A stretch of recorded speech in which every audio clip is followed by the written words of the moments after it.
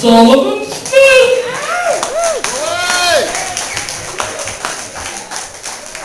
I'll just go ahead. Notes. Sullivan will be playing the role of the insurgent. I'm the scary militant person. If you could turn it. She's very pretty. Wink. Oh no, he's packing heat. Is that wrong?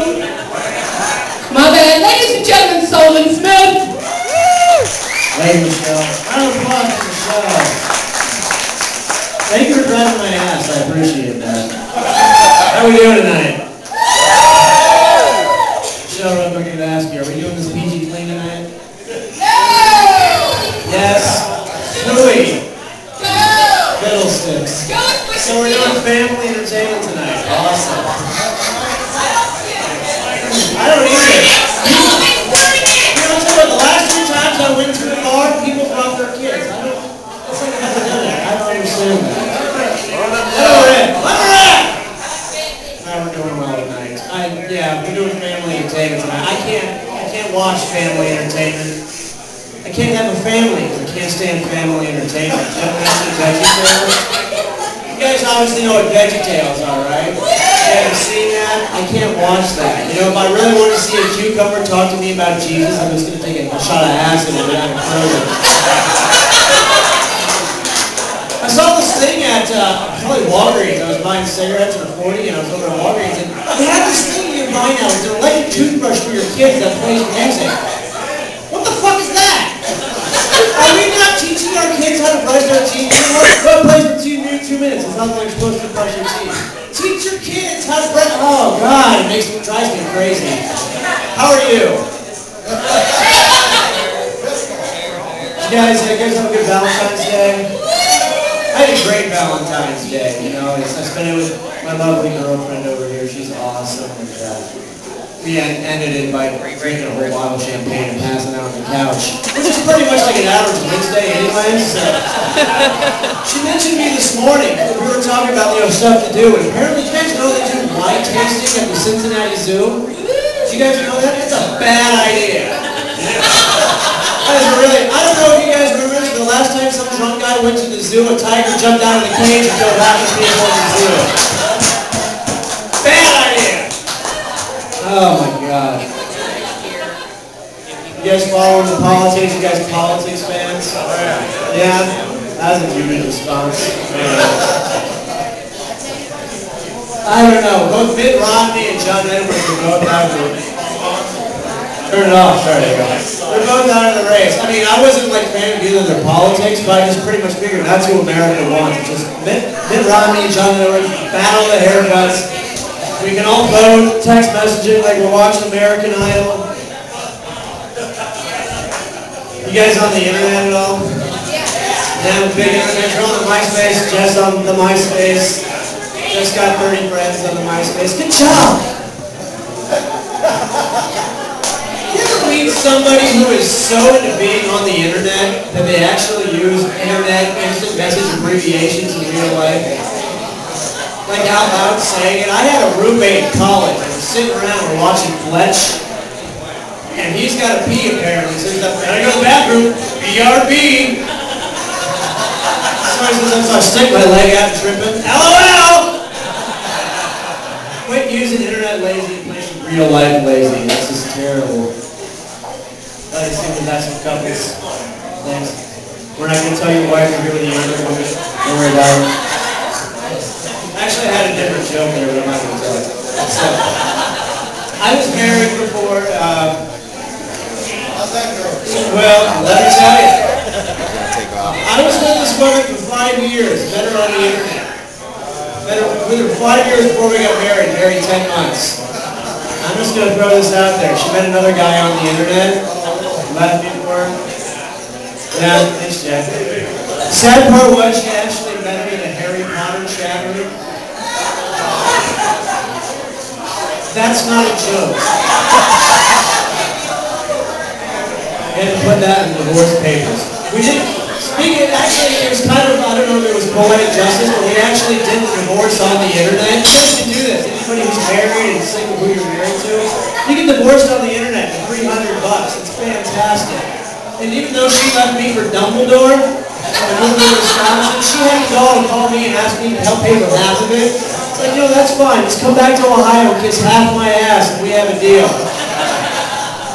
We didn't have a whole lot. We didn't have kids or anything expensive, so it was easy to split up. And like, what are you wearing? Do you have a hormone deficiency? Is that? Moving on. She had a mustache. It's awesome. Very great, yes. But we didn't have a whole lot of stuff to split up, right? So we split up all the stuff we owned. It was a fair trade. She got the George Foreman grill and the record collection and the pots and pans. And what did I get? Right, I got a drinking problem. I got to live with my parents for 7 months. So it was a fair trade. I'll tell you what, though, dating's not any easier. I mean, I have a girlfriend now. It's fantastic. And we're getting together. So I finally got glad I've met somebody stable without issues. I tell you what, I have dated so many women with issues, like one right after the other. You have to start doing like a psychological evaluation on the second date. It's like, do you ask, show us on the dollar they touched you before you sell it or after? I appreciate somebody got that. I don't know.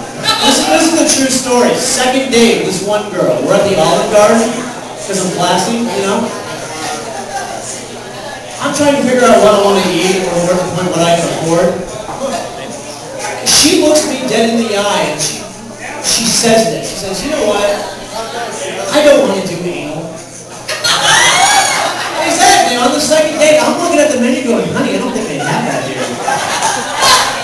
Oh my God. I'm so glad I'm not dating.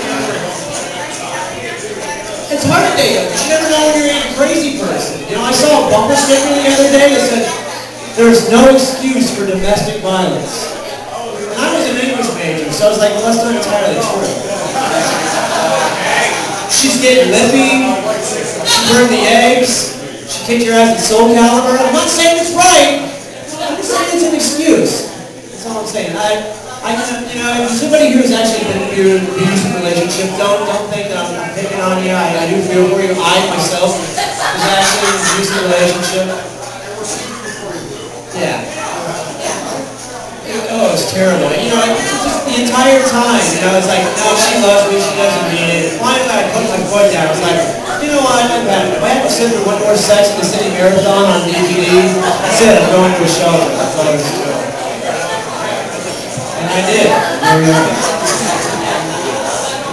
met my ex-wife when I was in college. Do you have any college graduates, college students? Anybody? Yeah? So she turned out to ask what college she went to, but we all know what college Heather went to, so. I went to Iowa State University for 3 years. 3 years, didn't graduate. I don't want to tell people why, but they always ask me, why didn't you finish college? Why didn't you get your degree? Embarrassing, so I told them I left to pursue other interests. And the fact of the matter was Iowa State University just wanted to pursue other students is really what it boiled down to. Students who would go to class, sober, dressed, you know, that kind of thing. But what I did learn when I was in college is that I like sports. I mean, we got sports fans here, right? Football season's over, baseball season's starting. We got a bunch of, so yeah. Hockey, love hockey. Hockey's the only sport I can think of where you can actually get your jugular vein cut by your teammate. You guys see that? It's the bloodstream right across the ice. It was great. You're not going to see that in soccer. But I do enjoy sports now because I'm not expected to play them. And obviously I've got the bodybuilder thing going on right now. Look at those guns. Yeah. But when I was a kid, when I was a junior in high school, when I was a kid it was alright because kids just didn't like me. That was the big problem. You guys remember freeze tag? Playing that when you were a kid? I don't know if you're still playing it, aren't you? Yeah! And then, like, you're going down to Sarasota for like a professional freeze tag thing, aren't you? And that's how spring training started. I don't know if your freeze tag experience was like mine when you're running around your best friend's backyard and they tag you and you're frozen for 3 hours while everybody else goes inside and plays Super Nintendo. They hated me. Oh, I was obnoxious. My mom would come down and yell at me for not playing with me. It was embarrassing, yeah. But when I was in in junior high and high school, I had as much, if not less than athletic ability than the retarded kids in my class. Seriously. But no, little Tommy with Down syndrome gets up to bat. It's like, no, it's okay, Tommy. Do your best. Nobody's going to make fun of you. You strike out. When I get up there, hey, everybody, something's up. Move here. I don't think it's fair that just because my mom didn't drink when she was pregnant that I should be treated any differently than anybody else. Guys, my name's Sullivan. MySpace.com/Sullivan. Thanks for coming out.